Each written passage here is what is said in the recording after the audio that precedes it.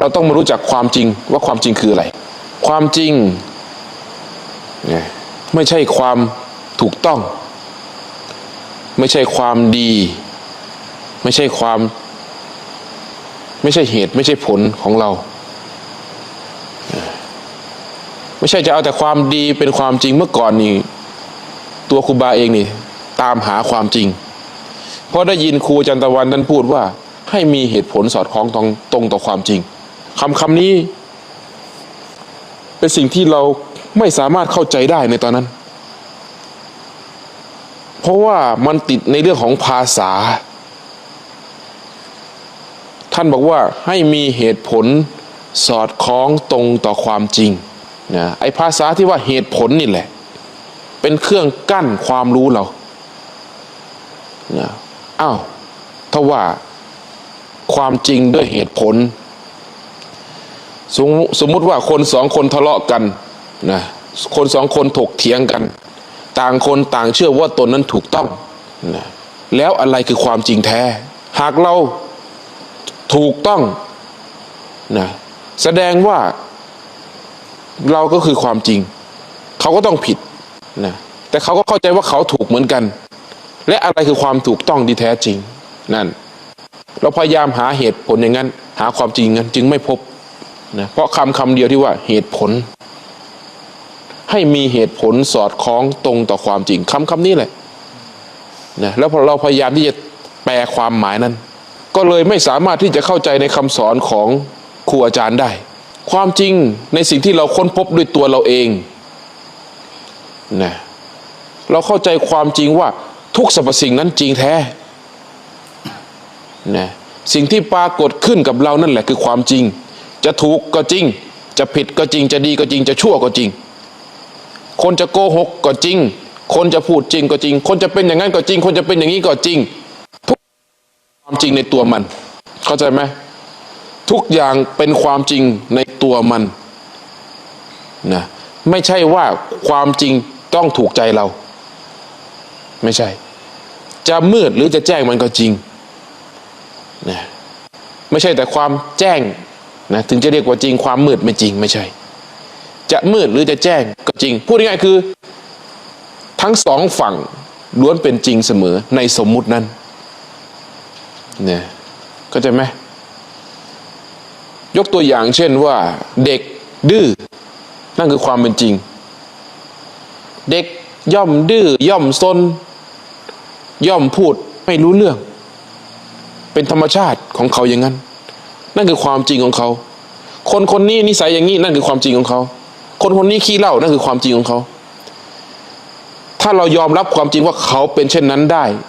เราจะไม่เดือดร้อนแต่เมื่อไรก็ตามเราอยากให้เขาเป็นอย่างนี้ไม่อยากให้เขาเป็นอย่างนั้นนั่นแหละคือเราไปแทรกแซงความจริงนั้นใกล้เข้ามาอีกในความจริงที่เป็นตัวเรานะความตายความแก่ความเจ็บความพัดพรากนะทุกสรรพสิ่งล้วนเป็นความจริงเห็นไหมความสงบความไม่สงบก็เป็นความจริงแต่ความจริงเหล่านี้ตั้งอยู่บนฐานของความไม่แน่นอนทั้งหมดเปลี่ยนแปลงได้นี่บุคคลทำใจเห็นความจริงตามความเป็นจริงว่าสิ่งเหล่านั้นแหละถูกต้องแล้วในสิ่งที่มันกำหนดเกิดขึ้นมานะและสิ่งเหล่านั้นมันเปลี่ยนไปในรูปแบบลักษณะตามเหตุปัจจัยของมันนั่นก็ถูกต้องแล้วพูดง่ายๆคือจิตที่ประกอบไปด้วยองค์ปัญญานะเห็นความจริงตามเท่าที่มันมีมันเป็นและไม่มีตัณหาเข้าไปแทรกความจริงนั้นเนี่ยยกตัวอย่างเช่นเนี่ยคนที่เห็นพระอาทิตย์ขึ้นมาและยอมรับว่ามันจริงแล้วมันถูกแล้วเนี่ยพระอาทิตย์มันขึ้นนะอุณหภูมิย่อมร้อนเป็นธรรมดานะย่อมร้อน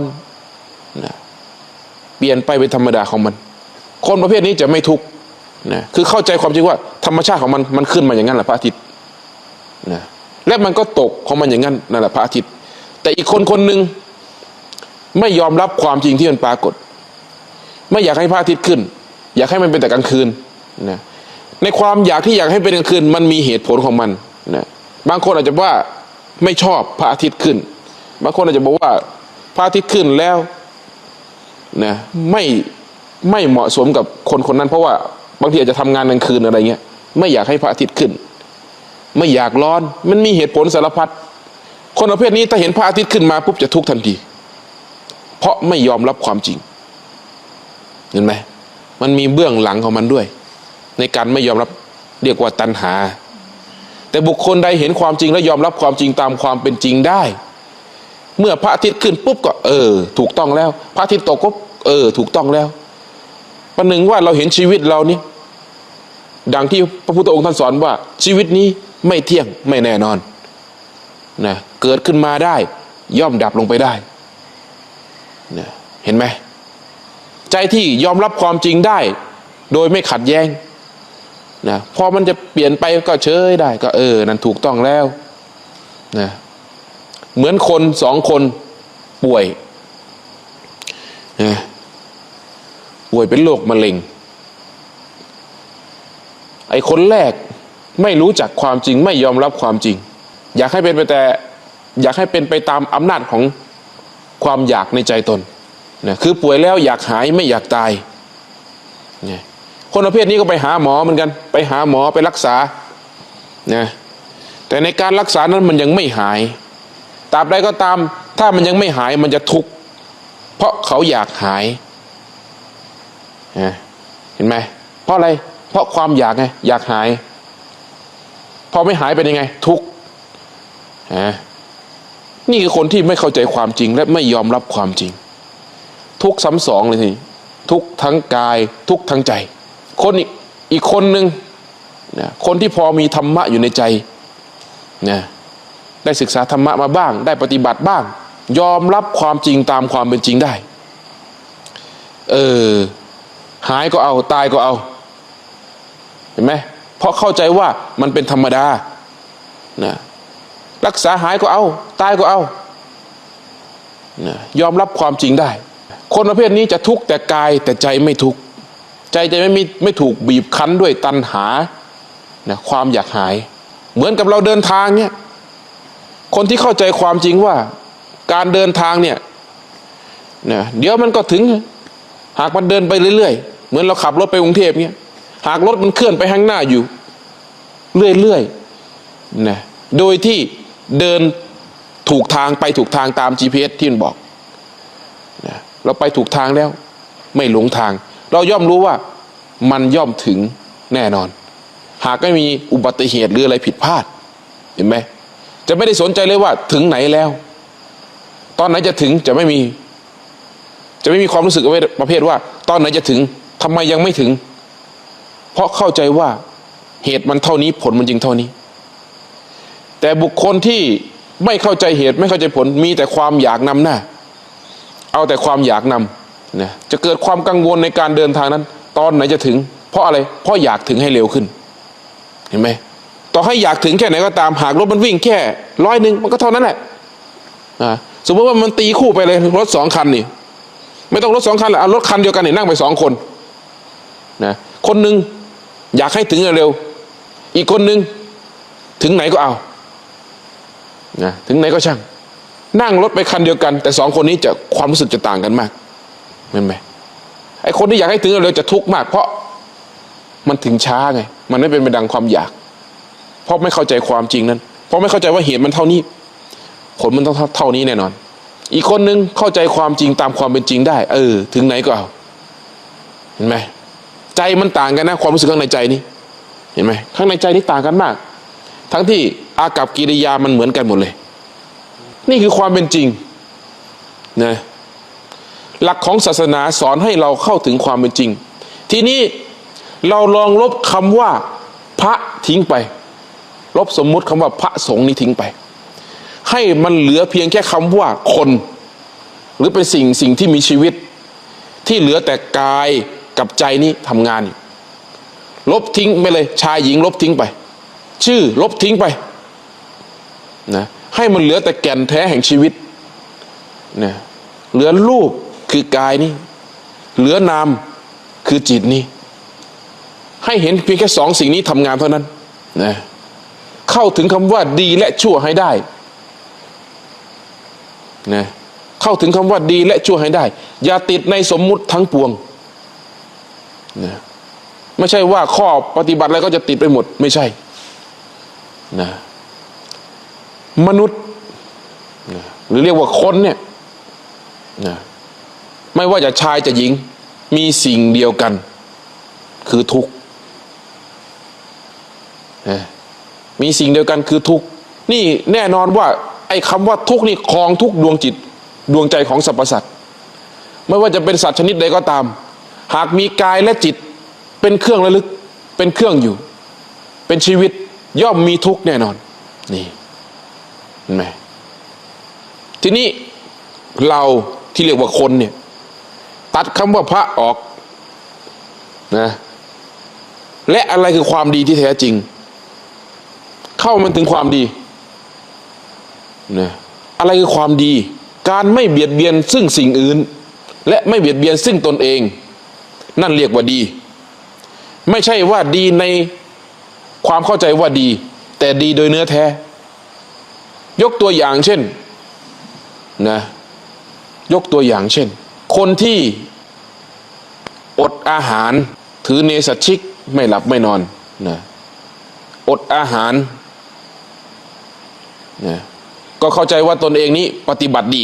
นะเข้าใจว่าตนนี้ปฏิบัติดีนะไปกล่าวตำหนิผู้ที่ไม่อดอาหารนั่นเห็นไหมเหมือนคนที่ว่าตนนี้ปฏิบัติตามศีลมีศีลแล้วไปกล่าวตำหนิผู้ที่ไม่มีศีลแสดงว่านี่ไม่ได้ดีไม่รู้จักความดีที่แท้จริงเนี่ยเพราะยังเบียดเบียนซึ่งตนเองและผู้อื่นอยู่เบียดเบียนผู้อื่นอย่างไรการเบียดเบียนเขาคืออะไรกายกรรมวจีกรรม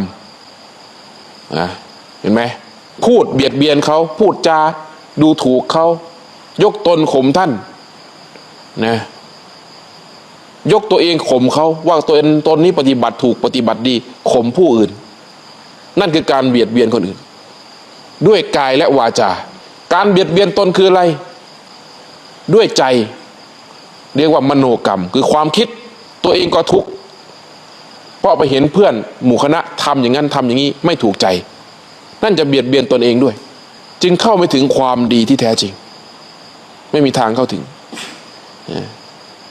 บางคนคิดว่าตัวเองนี่ปฏิบัติถูกแล้วไปกล่าวตำหนิผู้ปฏิบัติแบบที่ไม่ตรงกับสิ่งที่ตนเองรู้เห็นไหมเพราะตนเองเข้าใจว่าตนนี้ดีท่านเข้าไปถึงความดีหรอกนะอย่างเช่นว่าถ้าเป็นญาติโยมนะหรือเป็นพระสมมุติว่ามีพระฉันสองมือ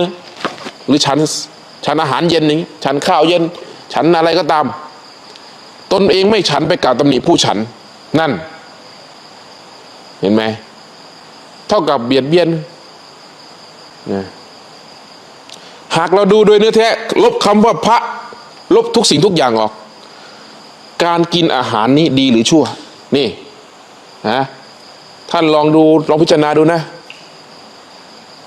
หากว่าการกินข้าวเย็นนั้นมันบาปมันชั่วคนทั้งโลกคงชั่วกันหมดคงบาปกันหมดจริงไหมคงไม่มีใครได้บุญหรอกเพราะกินข้าวเย็นกันทั้งนั้นนะนี่ถ้าลบคำว่าพระทิ้งไป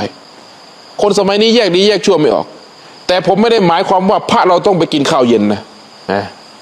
ไม่ใช่นะแต่พูดในมุมมองของคำว่ามนุษย์พูดในมุมมองของคำว่ามนุษย์แต่โดยนักบวชเรา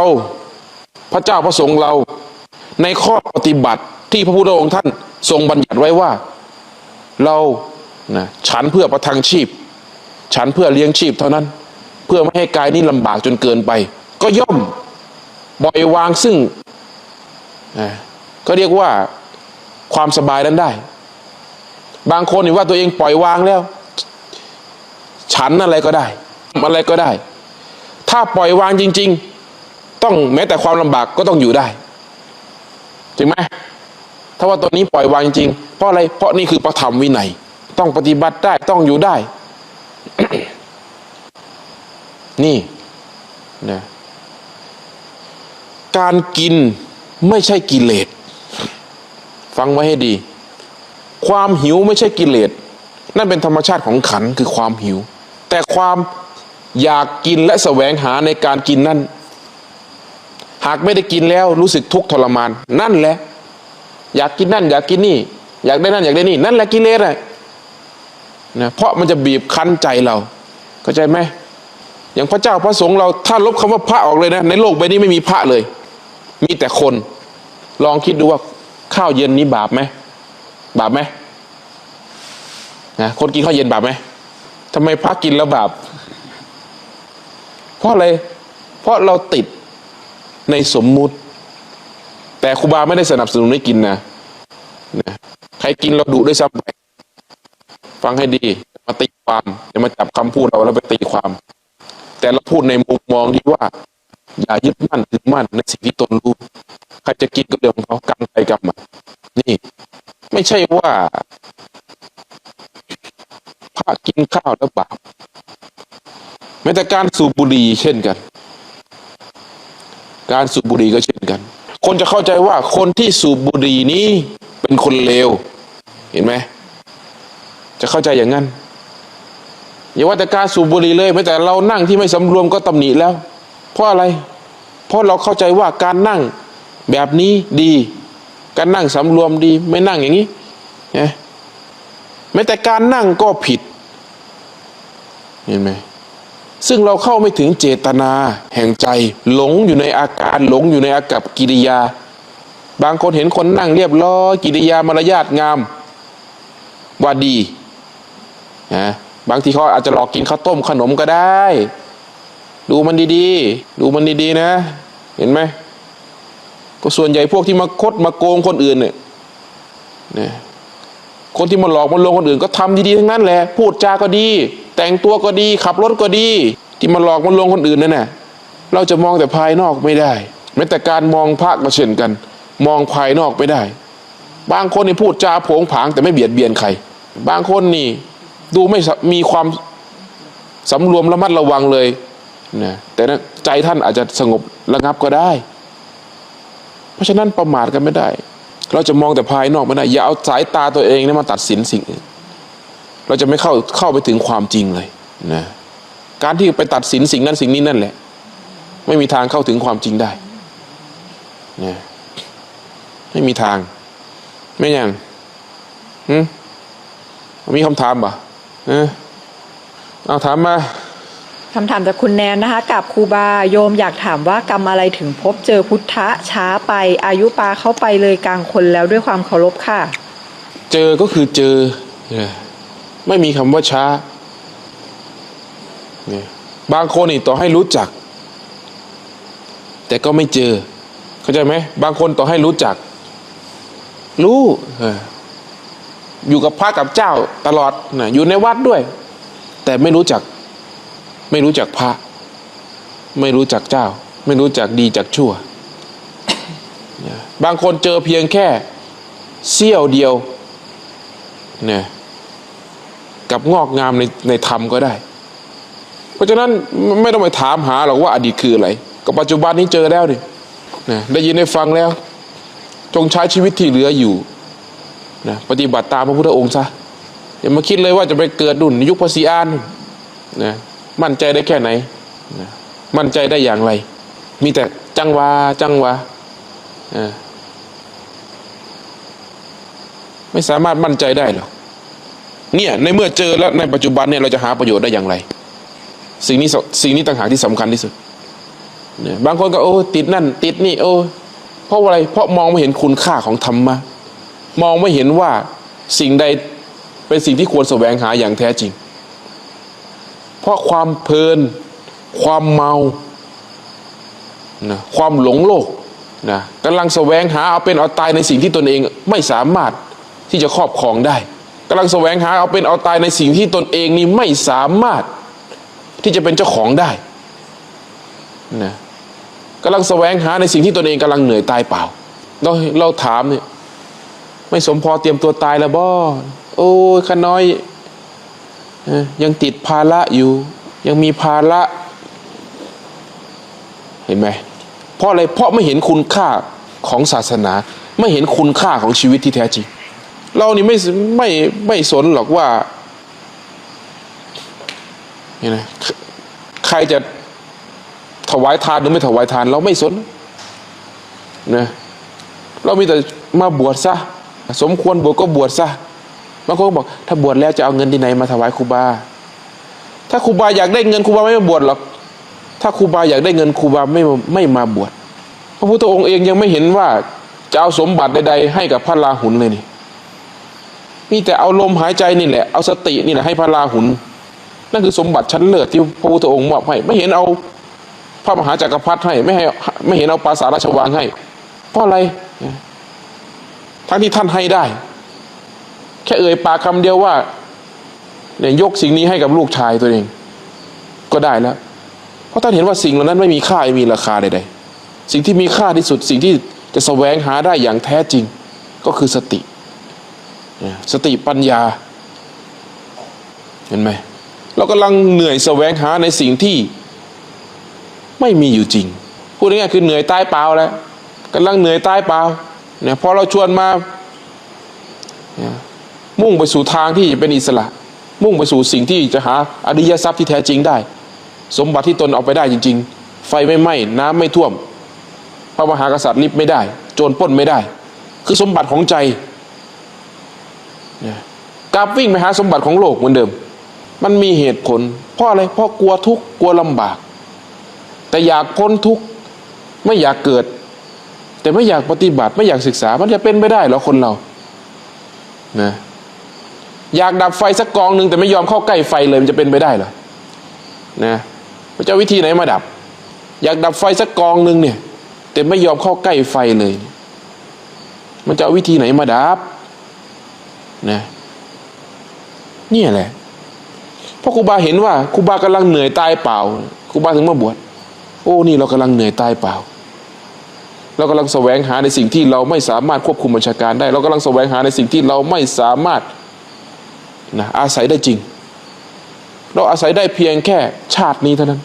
แต่เราไม่รู้เลยว่าชาติต่อไปนี้เราจะอาศัยสิ่งใดนะและเราไม่รู้เลยว่าชาติหน้านี้มีไหมนะอาจจะมีหรือไม่มีนะถ้าไม่มีก็ถือว่าเจ้าไปนะแต่ถ้ามีล่ะเรามีอะไรเป็นเครื่องวัดว่าเรานี่เข้าเขตปลอดภัยแล้วหากมีอีกเราก็คงจะเกิดมาอย่างนี้อีกทุกข์อีกนะน้ำตาอาบหน้านองหน้าอีกหากมีอีกนะเราก็คงพัดภาคอีกทุกข์อีกเราหนีไม่พ้นสิ่งนี้เลยจะเอาความเชื่อตัวเองไปอย่างรู้สิ่งที่พระพุทธองค์ท่านตรัสแสดงไว้ไม่ได้หรอกทำยังไงล่ะแต่ครูบารู้ชัดว่าโลกนี้นะเป็นอย่างไรครูบารู้ชัดต่อให้มั่งมีมากแค่ไหนก็ตามร่ำรวยแค่ไหนก็ตามหรือจนแค่ไหนก็ตาม